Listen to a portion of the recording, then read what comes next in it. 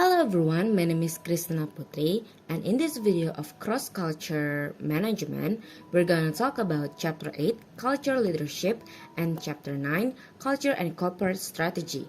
Let's just get started. The first one is the first leader. The prototype leader is an entrepreneur who found a company. They determine the mission of the company and the environmental context in which it operates. There are several theories of evolving leader. First, principle of scientific leadership: planning, organizing, leading, and controlling in scientific way. Bureaucratic organizations managing production process particularly respond to much larger companies. Leader carefully design hierarchy of authority, the function to make organization specialized, information and control be centralized. Next is trait approach. Some people have traits and skills that naturally make them seek positions of leadership and be effective in them. Human relations has been studied since 1920s and early 1930s. Next, we're going to talk about task orientation versus relationship orientation. Maintaining balance is necessary for employees to ensure effectiveness and productivity.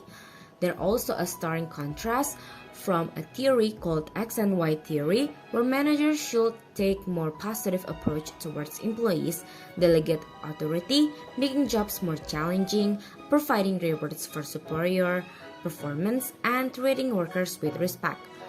X leadership is like pessimistic assumption people dislike work and will do a lot to avoid it. And this assumption, leaders are results-driven, demands rather ask, little interest in human issues, and show little concern for morale in workforce. Meanwhile, Y leadership are a bit optimistic, assume people actually like working under suitable conditions. The manager believes people under the right conditions want to learn to accept and seek responsibility. Y manager wants employee to participate in decision making and problem solving. There are also contingency theory, where performance is the result of interaction between leadership style and situational favorableness. Leader effectiveness were categorized into three factors. First, leader-member relationship, degree of confidence, trust, and respect. Task structure, extent to which it is necessary to spell out the goals, procedure, and guidelines to the workers. Position power, which leader or the group holds the power. Fiedler in 1967 thought of two extreme situations describing contingent factors.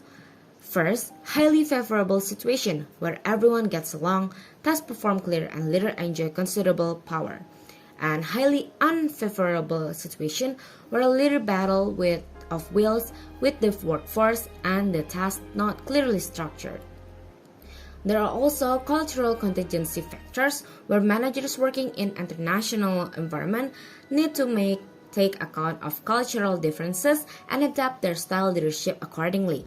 Power is evenly distributed among members. The difference of who's powerful and least powerful is small. Uncertainty tied with question of task structure as a contingency. Culture with strong uncertainty are unwilling to take risks. This is also the Japanese way, based on the Z theory, developed reflects the Japanese concept wa, the harmony of collaborative and consensus building within an organization. OIT assumes employers are disciplined, have strong moral obligation to work hard, and want to establish close cooperative working relations with their colleagues as well as with those for whom they are working. Next, we're going to talk about universal attributes and cultural variables. There are 6 characteristics in global leadership, like charismatic or value-based leadership, and then also team-oriented leadership, participative leadership, humane-oriented leadership, autonomous leadership, also self-protective leadership. Charismatic and team-oriented leadership were seen as positively contributing to leadership. Participative leadership also has 4 types. First, opposite to non-participate, autocratic and directive leadership, like in the country of Finland, Argentina, and France. Legal principle to organize interactions at work between labor and capital manifest in societal and organizational cultural practices and values. This usually happen in Austria and other Germanic countries. Also, personal characteristic and modern North American leadership conduct that surface, or like treating equals, informal, and not preoccupied. This is usually used by the United States, and also set communication behaviors like listening and inviting suggestions from others. This is based on Greece leadership. Management of a global talent should be identified of a mix of competence, like from skills and values, commitment, engage employees with their work, and also contribution, giving value to the organization and gain value from it. Next, we're gonna talk about chapter 9 about culture and corporate strategy. Let's start from strategy and corporate culture. Relationship between company culture and strategy is closer than would appear. Strategy can be seen as less to do with making decisions and more to do with knowledge. Strategy is a product of culture. At the same time, strategic orientation of the company has in past molded specific practices, relations, and ideas. Culture is a product of strategy. Cultural models of strategy. Duraski in 2003 argues that strategic planning helps companies assess their future prospects and decide on long-term strategies to achieve their goals. Schneider and Borsuk categorize management styles across countries into two models, where the first one is controlling models, where strategic plans are created by specific departments and presented to top management. These plans are based on quantitative, objective data from company reports.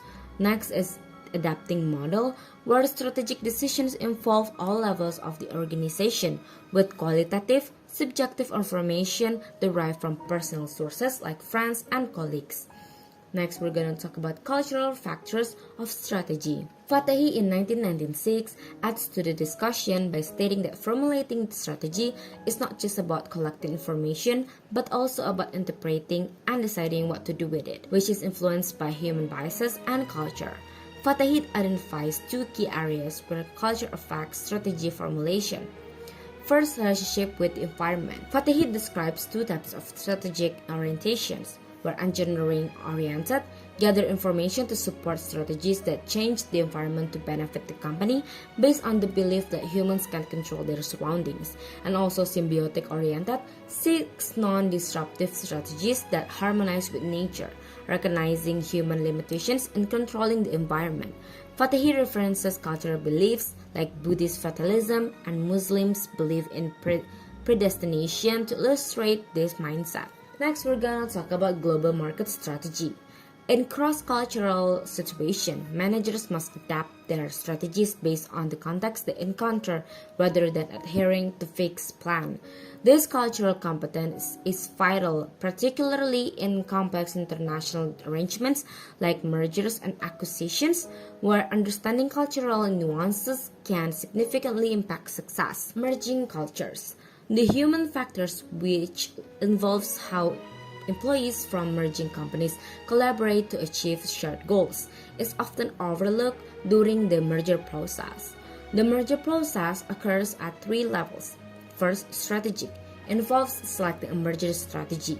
Cartwright and Cooper in 1993 identified four types: assimilation, the acquired company adopts the buyer's culture; deculturization, the acquiring company removes the existing culture of the acquired company; separation, the two companies maintain distinct culture; and integration, two companies blend their cultures into a unified whole. The choice of strategy depends on two factors: the influence of the buyer's culture and strength of the absorbed company's attachment to its own culture. Second, for the merger occurs at three levels is from organizational, where involves aligning the subsystem like structures, process, and etc. of both organizations. Third is human, focuses on how employees adapt and work together across different cultures. Next, about culture shock. Culture shock refers to discomfort felt when encountering different culture. Marx in 1999, building on Oberg 1960, explains this through the culture shock triangle, describing three psychological levels international managers experience. Marx views cultural shock as a normal part of the adaptation phase, not a negative event. It's a natural response to unfamiliar situations and an essential step toward adjusting and succeeding in cross-cultural environments. Next, we're going to talk about cross-cultural adaptation. Kim in 2005 highlights a lack of coherence in research on cross-culture adaptation, with various terms like acculturation, adjustment, or assimilation used inconsistently. To address this, Kim proposes a broad spectrum theory that integrates existing approaches and includes 5 key aspects often overlooked. First, from macro and micro factors. Adaptation should consider both external factors, culture and institutions, and personal factors from individual histories and traits. Short and long-term adaptation. They are interconnected and should not be separated. The third, new learning and psychological growth. Both are crucial for understanding individuals' experiences in new environments. Coherent in adaptation factors.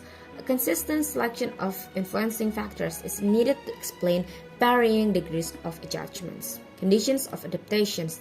The ideas of assimilation and pluralism should be combined to reflect both of the host environment and the individual's adaptation. Mergers and acquisitions. A strategic or cultural issue.